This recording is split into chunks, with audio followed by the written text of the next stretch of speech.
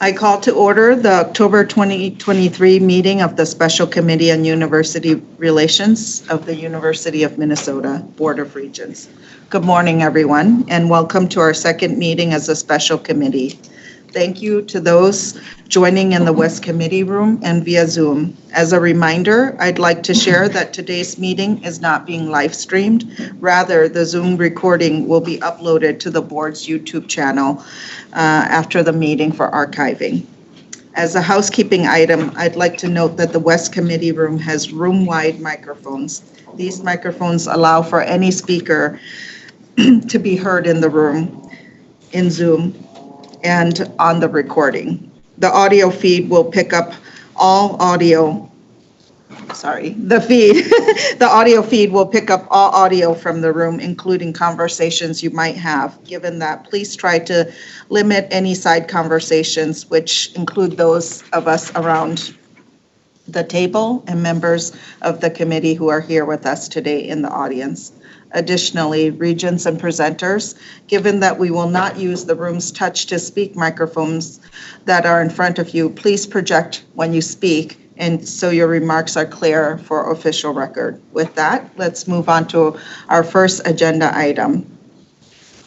The first item on our agenda is discussion of the committee's 2023-24 work plan. Regent Gawley and I worked in close collaboration with Mr. Tombarge in developing this plan, and you all had an opportunity to give input previously. I'd like to make a few comments about the work plan and the committee's work in the year ahead. We will hear from our government relations teams throughout the year on their work at various levels, local, state, and federal. We will also engage in best practices for public relations and internal communications and higher ed. And we will explore the university's footprint across the state. Finally, I'll note that as a committee leadership, it's our hope that you will find the plan thoughtful and in line with the board's priorities. We're looking forward to a great year of consequential decisions. Mr. Tombarge, do you have any comments you want to add? Yes, thank you, Chair Tao Urabe. A couple of highlights. First, a special thank you to the board office and you and Vice Chair Gully for helping us build what I think is a good plan that will give a good lay of the land for marketing and communications and government relations at the university. And I would just highlight several of these items in particular. Certainly will be system-wide in nature, particularly thinking about recruitment and enrollment marketing, our discussions about the structure of communications at the university, and certainly outreach across the state involves many communicators, the Alumni Association, the Foundation, Extension, countless other parts of the university that we will try to engage as part of these discussions over the coming years. So with that, I would be happy to stand for any questions. Thank you, Mr. Tombarge. Colleagues, I'll open it up for comments. Any thoughts about the work plan that's ahead of us? It's good. Thank you, Regent Davenport.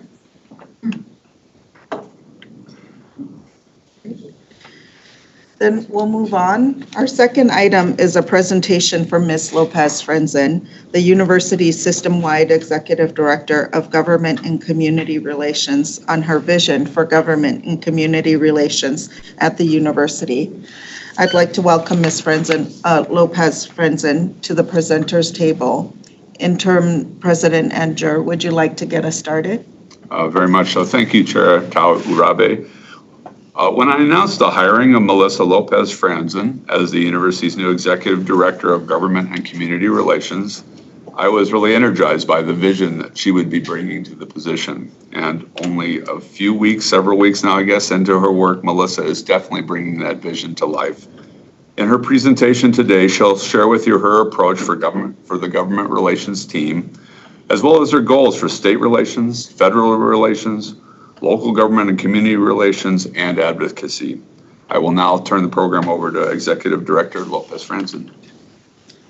Thank you, President Ettinger and Chair Urabe. I am very excited to be here today, this morning, a rainy morning, and I would first start with this is a work in progress, and your input and recommendations are always welcome as we build this team and as we build this vision together. So as I was introduced, my name is Melissa Lopez-Franson. I'm the new Executive Director for Government and Community Relations. And although I'm relatively new to this role, I am not unfamiliar with the importance of it. As I served for a decade in the state Senate, and I also served on the Higher Education Committee. So I interacted regularly with this role and with this institution. What drove me to come to the U is its public good purpose. This is one of the best higher education institutions in the world, anchored in research and a mission to serve the state of Minnesota. That's who we are. My job is to showcase what we do every day to make the lives of Minnesotans and the world better, and to remind the public of the value of higher education, which crosses over teaching, research, public outreach endeavors to meet our land grant obligation. My first weeks at the university have reaffirmed what a great asset this university is to our state. I'm eager to bring my private and public sector experience together with our team, our president's office, and the Board of Regents to advance the university's system-wide interest and reinforce our critical relationships at the local, state, and federal levels, as well as Minnesota's tribal nations. The government relations and community relations mission is simple: to advance the interests of our entire system, including our 5 campuses, Crookston, Duluth, Morris, Rochester, and the Twin Cities at the state, federal, and amongst our local community. First of all, I want to thank our government relations team, Kia Steele, who's here, communications analyst, and Tina Erasmus, our director of local and community relations, who truly, really exemplify this mission in their daily work and have helped to onboard me over the last 7 weeks. The team is currently in a rebuilding phase. So one of my top priorities has been to build the capacity of an effective government relations team that tells the university story and helps Minnesotans understand the value of higher education, research, and outreach the U of M delivers every single day. We have an exceptional brand and a breadth of stories to highlight the value and unmatched return on investment our state receives from the University of Minnesota. GovRel, as we call it, does not do this work alone. It's by partnering internally with our students, our faculty, our staff, and by coordinating a cohesive message to convey to our state legislators and our federal delegation. At the state level, we work with both sides of the aisle to ensure our requests are balanced and represent the interests of all Minnesotans. As you can see, state relations promotes the interests of all 5 U of M system campuses with our elected officials in St. Paul and with our organizations around the state. At the federal level, we work with our congressional delegation to leverage federal dollars for research and through the appropriations process. NIH, DOD, NSF are just some of the examples of money that we compete with other institutions for, and where our federal delegation and legislature can support in those endeavors. At the local government and community relations level, we work to strengthen the university's relationship with local units of government and other partners to increase the opportunities for collaboration that advance the university's mission. Local government and community relations serves as a liaison with the community and neighborhood associations surrounding the university system campuses.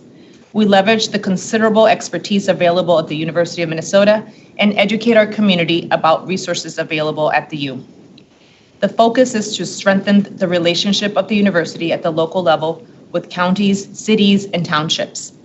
Given that safety, for example, and security concerns are at the top of one of our priorities in the entire system, we have supported new initiatives and ways to keep our university community safe by working on initiatives such as crime prevention to environmental design, just to name one example. Advocacy, that's a huge part of our work. This is advancing our state, federal, and community relations priorities by engaging the university supporters, including students, faculty, alumni, staff, and community members, through education and advocacy opportunities with elected officials. The team collaborates closely with student leadership, faculty legislative liaisons, the University of Minnesota Alumni Association, and the University of Minnesota Foundation. Advocacy is a part of the work that government relations cannot do alone. We do it in close collaboration with our internal partners. We need all members of the university system and community to work towards achieving our annual request to the legislature, which our Board of Regents approves on an annual basis. We also support requests to interact regularly with our external partners like elected officials, government agencies, and local community organizations to showcase our university. Just this week, we were alerted that the executive director for a White House initiative on advancing educational equity, excellence, and economic opportunity for Hispanics wanted to visit our campus. Our partners from the College of Education and Human Development quickly mobilized to showcase our facilities, our students, and our research. I want to thank Dean Michael Rodriguez for his flexibility and his team for a successful visit. Even today, as we stand here, we have U.S. Senator Amy Klobuchar just down a few floors from here on our campus in this very building with the NSF director, and our interim director of federal relations, Amy Kircher, is supporting that visit. This is ongoing work, supporting the many areas to pursue our university mission, like the appropriations process, federal grants, and other opportunities that may arise along the way. GovRel also regularly coordinates with each campus designee to prioritize and promote our message and events like the bonding tours that are currently happening across the system. I want to also thank Lynn Williams in Duluth, Sue Dieter in Morris, Chris Windham in Crookston, and Molly Olson in Rochester. We work in partnership with them. Legislators want to hear from voters in their district as well. So hence our students, faculty, staff, and alumni who are constituents and are more impactful advocates than the university staff who are not constituents need to show up. We will work with the Alumni Association and the foundation to activate our base.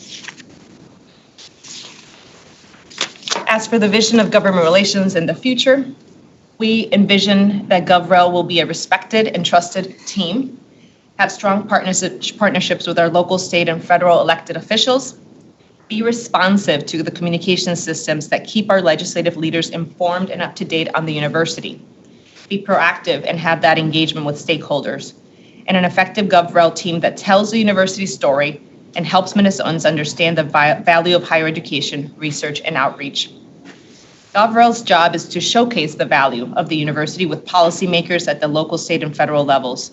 We want them to feel proud of investing in our success because it's also the success of our state. Our approach and immediate steps are clear. We're prioritizing proactive engagement with our local, state, and federal elected officials. We will develop and maintain relationships along the way, not just during the session or the federal calendar. We'll strengthen communication systems. We will rebuild expertise and trust for the government relations team with stakeholders internally and externally, and we will promote GovRel through strategic communications and events. From the start, I've been meeting with internal and external stakeholders every single day, reaching out to build relationships and rekindle the love for the university. We need to have a consistent approach for delivering our message and rebuild trust with our partners. The new structure for the GovRel team will reflect the current and future needs of the university. While the structure isn't finalized, we're underway building capacity right now with 3 recent postings for the Government Relations Associate Director position. That will have responsibility for issue area portfolios and will be the point of contact for various colleges for work happening at the state, federal level, and internally. The long-term approach for the GovRel team is to review all current job descriptions and contracts, which we are currently doing right now. Review the current structure and make sure that matches with the needs of the university. We're reviewing workload and government planning and process documents. We are reviewing other institutions that have similar structures to benchmark and make sure that we're aligned. And then we're conducting one-on-one interviews with the following categories, especially with regents, with faculty, with senior leaders, deans, chancellors, students, alumni, GovRel staff, currently and former, staff from all the campuses, legislative leadership, congressional leadership, partner organizations, and the governor's administration. As we continue to do this work on resetting and building and rebuilding, we have assessed where we have been and where we need to be in line with other universities of our size, and with the potential we have to leverage future research dollars. We will continue to reach out to each of you individually as faculty, senior leaders, deans, chancellors, et cetera, all the lists I've already mentioned, and we will take your input and take action. All this is to build a team that has the capacity to meet the needs of our university in this space. This is a high-level overview of our timeline. As I mentioned, we're doing current assessments and planning for the session and also assessments for our team. That's been ongoing since I began in this role in late August. That is ongoing about to November, where we'll continue to build the team, have those positions available, recruit and have that team trained, and then executing by January, May, which is the typical legislative session. The assessment, just to dig a little deeper, like I mentioned, we're conducting assessments with GovRel teams, reviewing the plans, contracts, documents, taking some stakeholder interviews and one-on-one meetings, and developing the restructure plan for the team and for our work. And also, it's ongoing. The 2025 federal budget and appropriations process is also underway. Between October and December of this year, we'll still continue to work in developing that local and legislative strategy with your input. We will also continue to work on finalizing the federal appropriations process and priorities with the deans of the colleges and other university staff and leadership. We'll build these plans, we'll hire and train the teams, and we'll communicate our priorities to elected officials, which happens pretty much every day. And then finally, our January and May is the legislative session, but we're also overlapping that with what's happening at the federal level because those things are happening simultaneously. We'll be able to execute our legislative plan at the Capitol. We'll be able to have presence at the state and federal capitals and in city halls, and engage with elected officials and stakeholders at all levels of government, executing our advocacy plan, which is a lot of communications. And then finally, I mentioned the federal budget and appropriations process. This last slide is more of an example of our vision playing out. Even as I started in this role, there were already a lot of tools that we have in our disposal, and our team was able to execute and have one of the events where we celebrated the Fraser Hall appropriations that we received from the legislature this last session, about $90+ million. And this is a shovel-ready building that is the new chemistry lab for the undergraduate level. And we had legislators, we had leadership, we had governor and lieutenant governor, the Commissioner of Higher Ed, bipartisan representation in this event where we had the kickoff of this building. As you can see, a lovely picture with our hard hats and shovels. And on the left, you can see how many people were activated, faculty, staff, students, representatives that received messages from students, faculty, and staff, senators that also received messages, and also the activation at the administration level. So that's what we want to continue to replicate, not just do the work, but also showcase it, share it, and explain to folks how they can be part of this work to really advocate together on behalf of the university. So that is all for this presentation. I know we have one more topic, but I can take questions now and answer as I can. Thank you. Thank you, Ms. Lopez-Renson. Regents, any thoughts or questions, comments? Thank you, Madam Chair. And thank you, Executive Director. We're really happy that you're here. I think you've already made a big difference in our relations, and looking forward to working with you. I was just wondering, what does our Washington team look like right now, and what do you hope to see it become? Thank you, Chair Urabe and Regent Johnson. Thank you for that question. Right now, we have an open position for that role. We have an interim federal relations director, which is Amy Kircher. She is over at OV. I'm going to mess up the acronym. I'm still learning all the acronyms of the university, but she's in the research side, and she has been instrumental. So I believe in my first week, we had representatives from Betty McCollum's congressional district visiting at the U, and she was already having a tour, so I joined them. So we are doing this work right now. We have an interim director. We're going to fulfill that with a full-time position in the very near future. As I started this work, we know that we wanted to focus on the state, but I think we have to do it simultaneously with the federal level as well, as they overlap.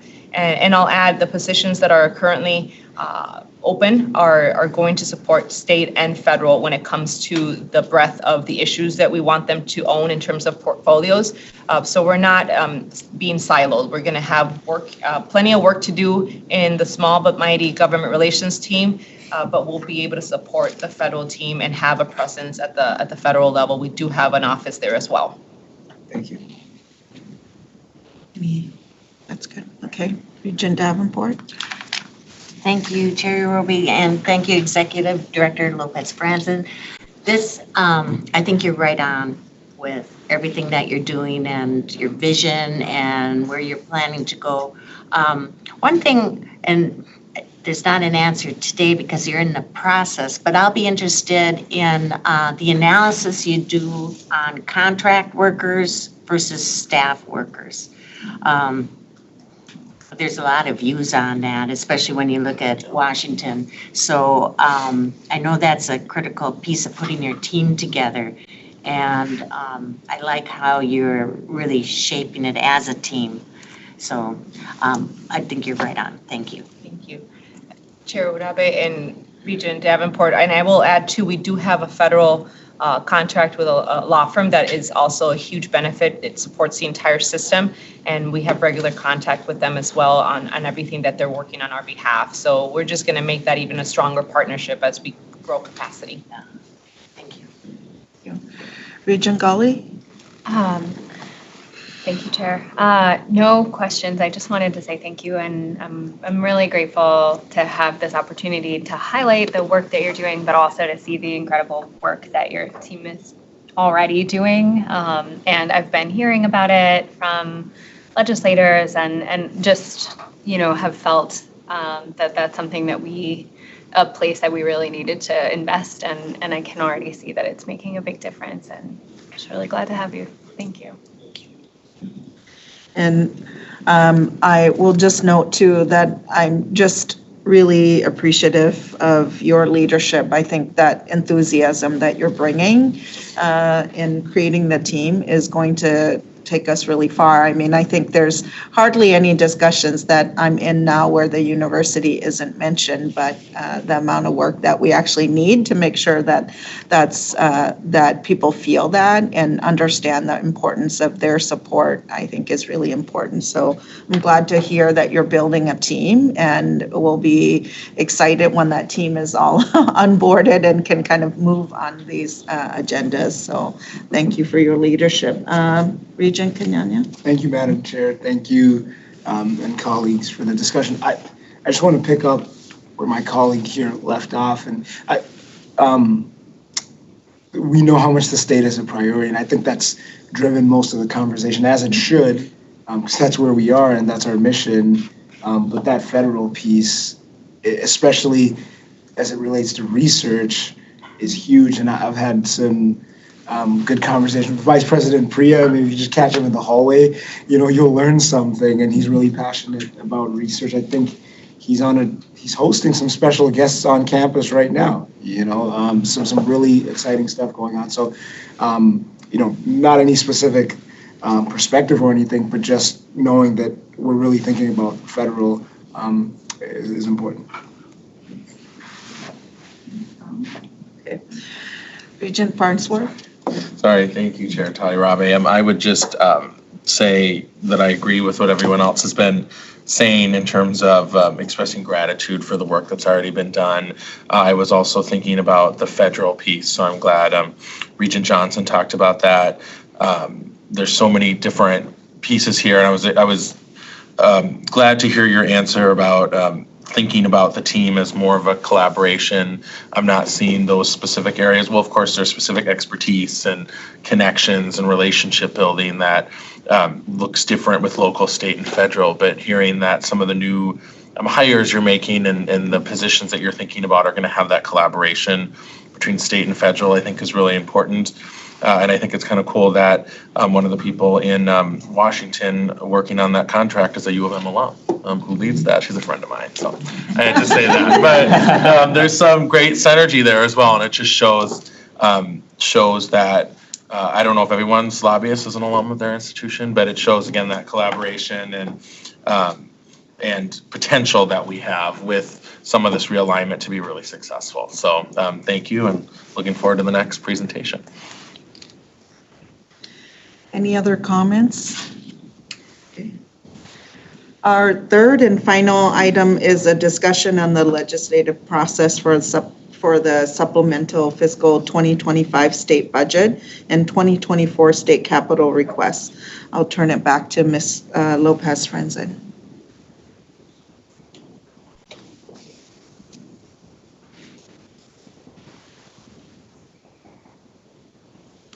Testing my technology skills here. That's not why we hired you, so. Here we go. Oh, something is happening.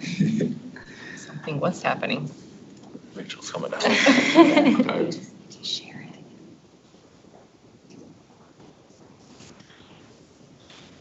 Oh, thank you. I have other talents.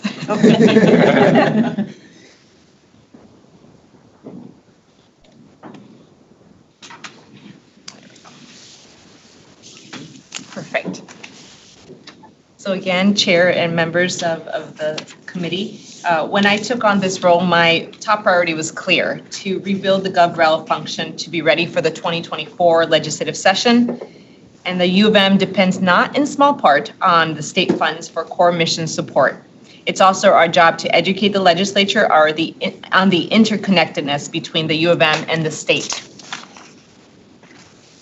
So our approach for the 2024 legislative session is to have a strong University of Minnesota presence at the legislature with your help, a timely external communication cadence with legislators, governors, the administration, and staff, strong internal communication with the president's office, with students, staff, faculty, and regents, a coordination with Minnesota State on session work like bonding, support for the university's designated teamwork on the governor's task force on academic health at the University of Minnesota, and to ensure success on the supplemental state budget and capital request.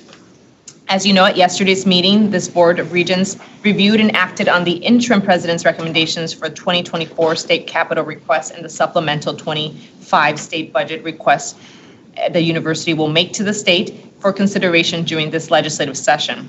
The proposal, just to recap, includes $500 million in higher education asset preservation and replacement, HEAPR, funds in alignment with our state system-wide strategic plan.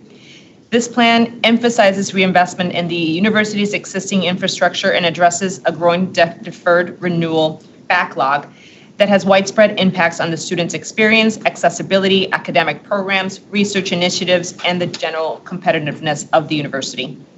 Asset preservation is one of the smartest, most cost-effective investments for our state, and one that protects and extends the useful life of investments made by the taxpayer through capital bonding, by students who pay tuition, and by donors who support the university's vision.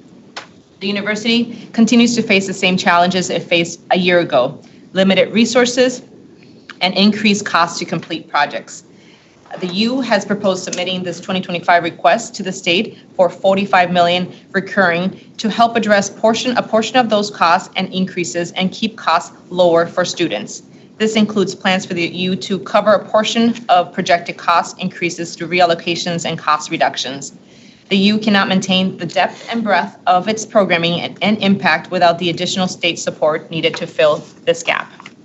And my approach is collaborative and balanced. GovRel will continue to advocate for each of our 5 campuses and the unique ways our experts, students, and alumni serve communities across our state and beyond. I'm also hopeful that the strong relationship at the Capitol and strong support from our state leaders will be beneficial in attracting strong candidates for the university's 18th president, that search which is currently underway. And these next few slides will be, as I say, in progress as our team gains capacity and we bring in more expertise and more opinions about how to do this work more effectively.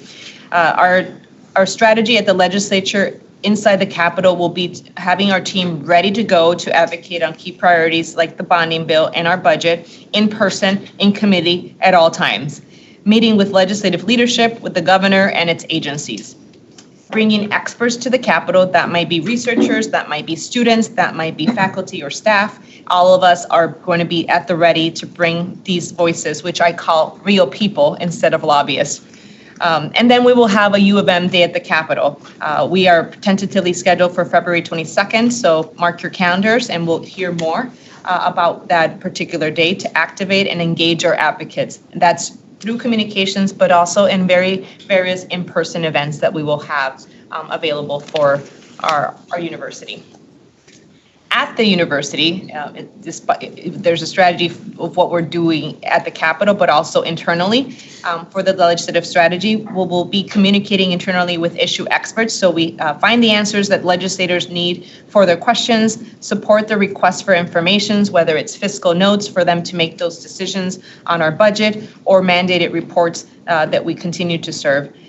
We will invite legislators and the administration to the university for conversations and events, just like Fraser Hall, where we celebrated an outcome of their ability to fund our project, but also to let them learn more about our projects through the campuses that we are currently doing bonding tours all over the state. The state process, a brief overview. The fall is where these bonding tours are happening and the meetings with legislators are ongoing. Sometimes they just call and want to meet and want to visit our medical school, and we will make that happen. That is currently one of the requests we are working on currently. We are also having the governor's budget when that is due to the legislature, January 23rd. We'd like to be part of that budget, so we are in conversations with the administration on how to make that happen. The legislature convenes on February 12th of the next year, and that's a little late. It's going to be a short session. And basically, the process goes as follows. They set committee deadlines for appropriations and bonding. They have their spring break, and then through this committee process meetings, we will be there to answer questions, not just in the Higher Education Committee, but also in the Capital Investment Committee and any other committee where we have any other priorities for policy that may arise. We will also be active in the conference committee process, which happens at the end of the session. And by law, their target adjournment date is May 20th, the first Monday following the first Saturday in May. So very short time frame. That's why the work is ongoing and not just during session, but right now. At the federal level and at the federal Capitol, the GovRel team will be ready to advocate on key priorities for the 2025 budget appropriations policy and anything else that also may merit our attention, like federal grants that are currently ongoing as well. We will meet with congressional leaders and the agencies, and that's also the help that we get from Lewis & Burke, who's our law firm at the federal level. We'll attend and testify hearings. We know that our chancellor in Rochester, Lori Carroll, has been testifying already this summer, and we'll be able to support those efforts for anyone doing similar work. And we'll engage with our advocates via strategic communications. We have alumni all over the nation, so we are able to activate them whenever we are able to find alignment in our priorities. At the university, when it comes to federal strategy, we'll be communicating what that budget and direct appropriation process is going through. We've already done the first communication, and all the different colleges are giving us their priorities, and that work is also being done in collaboration with Lewis & Burke. And then we'll be able to have a package that's approved that we'll be able to advocate for. We'll be informing congressional delegation about those projects and those requests. We'll invite the congressional delegation and administration to the university for conversations and events. Like I mentioned, we do have a U.S. Senator today in our campus. We'll keep doing that and keep inviting our delegation to learn more about the work that we're doing and where we can find alignment to their committee of jurisdiction that they serve on. We'll continue to tour campuses and bonding projects where we can leverage federal funds. That's another opportunity that we see in the future that we might be able to tap into with the recent bills that have passed at the federal level, bringing funding to the state.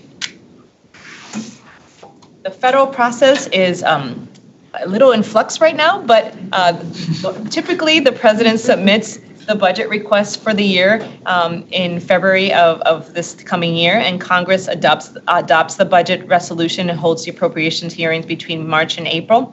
They do their congressional subcommittee and full committee markups in June, and then by September, it's usually when the conference agreements and everything is approved in the Senate. This year, as you well know, we were in very close to a federal shutdown, and our teams across the system were ready. We met extensively and had communications already out, so we're still ready in case that is also the case in the next few weeks as they resolve their budget impasse. And as it relates to local and community relations, we have strategies in the community. We will be able to continue to advocate on key priorities, like I mentioned, public safety, any other policies that are important for each local community in each of our campuses. We'll meet with local leaders at the city and county levels. We'll bring expertise to cities and counties and local government leaders and attend local and community meetings, engage with advocates and safety initiatives across campus. And then at the university, we'll continue to work closely, for instance, with UMPD. They're a close partner of us. They're embedded in the community, so our local community relations is really close partners with them. We'll also be able to support requests for information. Many times people want to know exactly what's happening in a local neighborhood that's adjacent to our university campus. And we'll invite local leaders to the university for conferences and conversations and events, and convene as well, be a convener for those meetings. And very quickly, I'm not going to go line by line, but the timeline between September and October, as you see, there's a lot of state and federal activity happening, whether our bonding projects that have already been visited, or OVPR, which is the process to get those appropriations process. They're taking the lead on that internally with Vice President Shashank and his team. We're also prepared for that potential federal shutdown. Luckily, we were not having to execute, but we are always ready and have our contingency plans. And then we've been doing the bonding tours in Crookston and Duluth and Morris, and upcoming will be, instead of the 24th, I believe it's now the 31st for the MMB, and then Senate bonding will be on the 26th. Between November and December, again, continuing to do these bonding tours. The Senate and the House in Minnesota, they do them separately, so that's why you'll see two of each in the timeline. We'll also continue to work to determine the priorities for each campus and help and be able to plan our legislative priorities for each campus as well. And then, again, here you see a lot of federal and state interaction as well during November and December. And then finally, government relations timeline between January and September. Most of that is the session, February to May, but also the overlapping with the federal budget process and the work at the federal level. So as I wrap up, I want to end by stating that increasing our advocacy and presence does not happen during the legislative session or when Congress is in session alone. This work is ongoing and throughout the year and throughout our state and beyond. My job is to partner and collaborate and assist in coordinating our efforts so we row in the same direction, we speak from our shared priorities, and we amplify our story. I look forward to working with the board to that end, and I thank you for your time, and I stand for any questions you may have. Thank you, Ms. Lopez-Franzen. We're really thrilled to have your leadership and just to have you not just present kind of what you're thinking, but very specific work plan on how this will be done. That was really helpful. Regents, any comments, questions for Ms. Lopez-Franzen? Regent Gawley? I see. I'm trying to form a question, but really what I really appreciate all of this and all of the detail about it. One of the things that was kind of like that stood out to me a little bit is the relationship with UMPD, and I'm sort of trying to formulate a question, and I'm not sure I'm there, but I did want to say I just think this is an incredibly important thing. We have such big work to do around community and public safety, and if there are, I guess I'll just say this, if there are ways, and I'm sure there are, for us to partner on that and to sort of be part of the building relationships and helping to build trust between the community and the university and UMPD, I would really appreciate being involved in that, and I just think it's really important, so thank you. you. Chair Urabe and Regent Gully, that's great that that's your interest as well. And way before I started, I've learned that they've done safety walks led by our community relations director and go on with legislators and walk with UMPD and walk the neighborhoods and talk with, all the different dynamics there. And there's a lot of synergies and a lot of work being done there as well with community anchors and cultural leaders. So it's a very important work that we might not be promoting all the time, but I just want to showcase that work is being done and it's very valuable to legislators as well. So we'll definitely send an invitation so we can join some of those walks. Thank you. Thank you, Chair. Any other comments or questions? I also wanted to just note too that I'm really appreciative kind of the specific work around what you will do internally with whether it's students or faculty or, staff to then really kind of the work that is going to be done externally. I know that in some of our visits to the campuses, there's a desire to really kind of scale up, if you will, to be able to engage in advocacy appropriately. So now that as we staff up to be able to, whether it's to maybe be more specific about kind of how to do that better or to call the kinds of stories that would make a difference, I think folks are eagerly awaiting some guidance for that. So.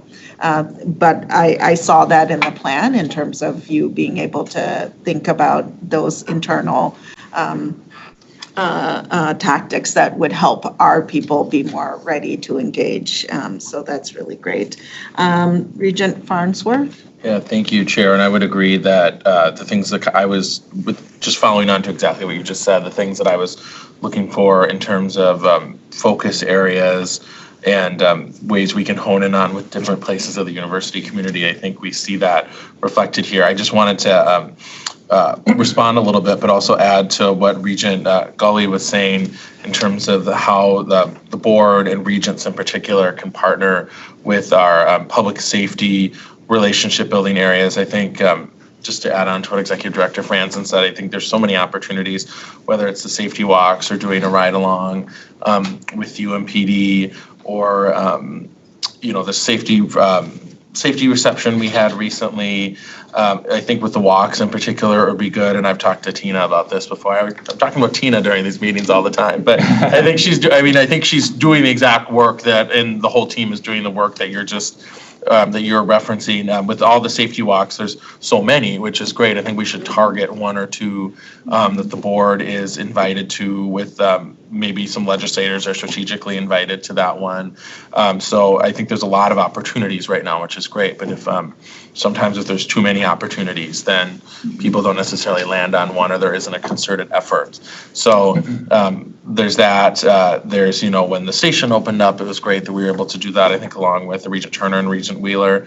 And so I think I've seen us, since joining the board in 2021, come a long way in that. And I know from particularly parent advocates and UMPD and legislators that when Regents are physically present in those spaces, when it comes to our community safety work, that's been really important. And many people on the board have plugged into that in various capacities. So would love to, it's a particular interest area of mine, would love to talk to you more about that. But other than that, just looking forward to probably, this is more prevalent at the state level, but also at the community level, looking forward to, hopefully, as Regents be more active and strategic about where to plug in. And I think can speak on behalf of many that there's a lot of interest in knowing what our opportunities are to be present at the Capitol, or it's something local, or if someone's going to be in Washington, D.C. for something. I think Regent Johnson does stuff in D.C. a lot. I don't know.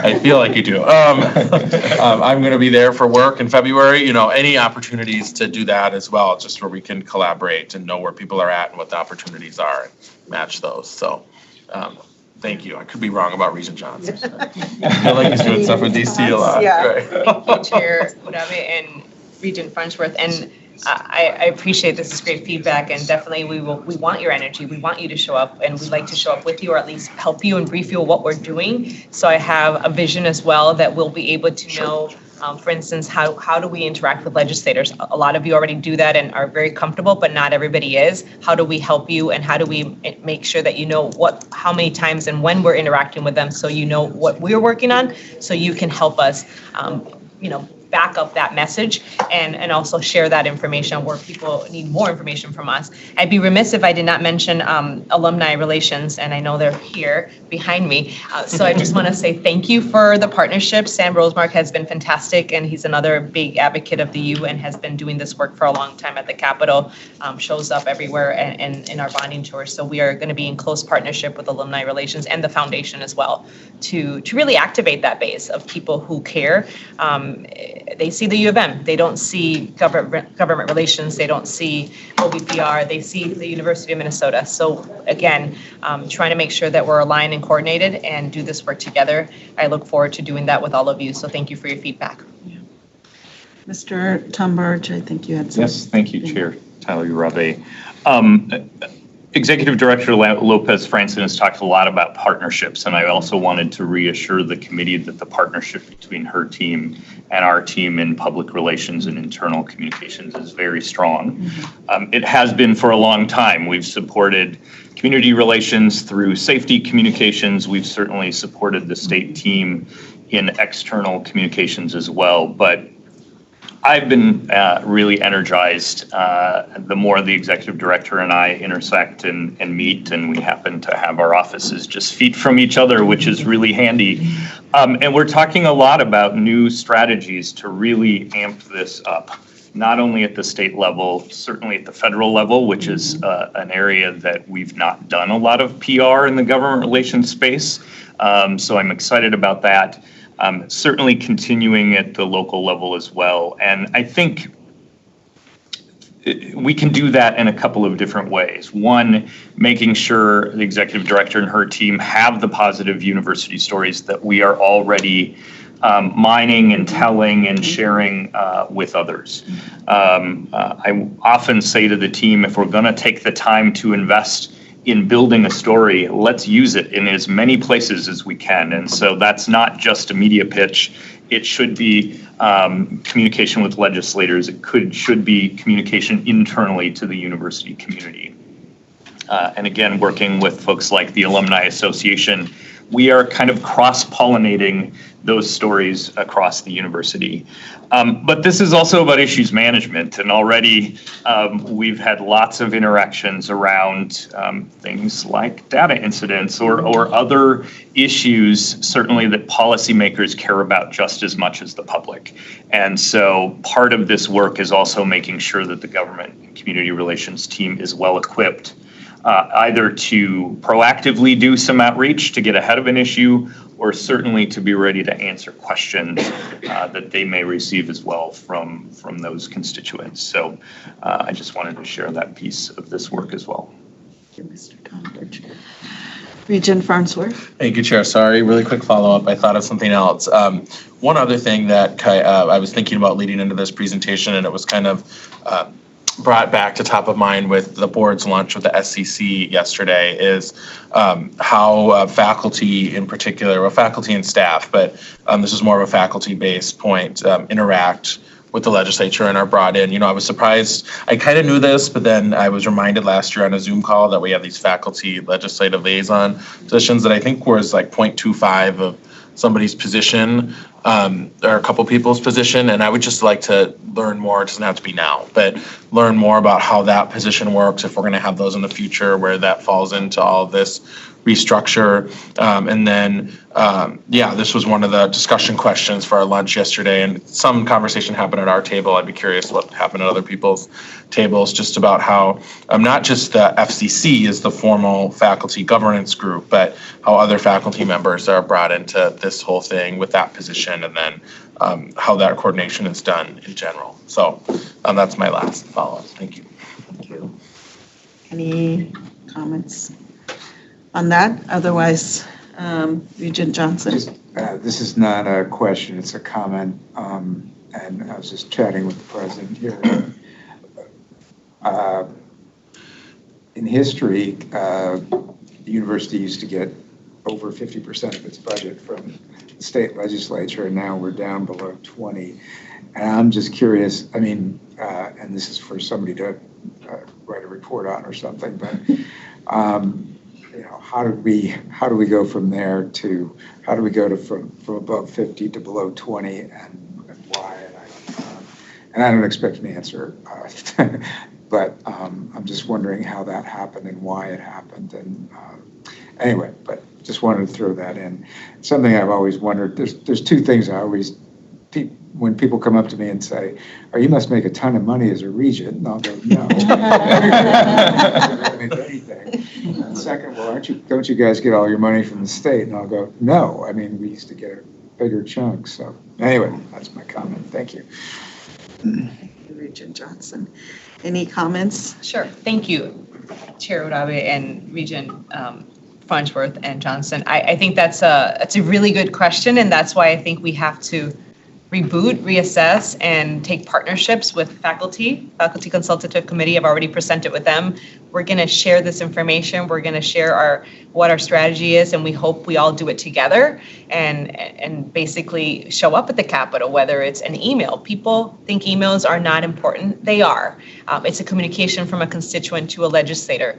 If we can just do that, and with all the alumni we have, we'd be in really good shape. So we have to give them the message, have them be part of our success. I mean, if you go to any of these Gopher games, they're packed with people who love the U. If all of them emailed their legislator, I think that would make a big difference in the perception of what we do, not just in athletics, which is an important piece, but we're proud to be Gophers or Bulldogs, and all of our systems. We have such a great following. We just have to find a way to reactivate it, re-engage it. And I think that's part of our mission and our goal with this group is to do just that with your help. And I think you're right. There's a lot of opportunities to stop going south in the investment, but have them really want to be part of investing in our success. Again, because it's the success of the state. So that is the biggest message. And if anybody goes to the Capitol right now, again, we need a strong partnership with legislators. We're in the middle of attracting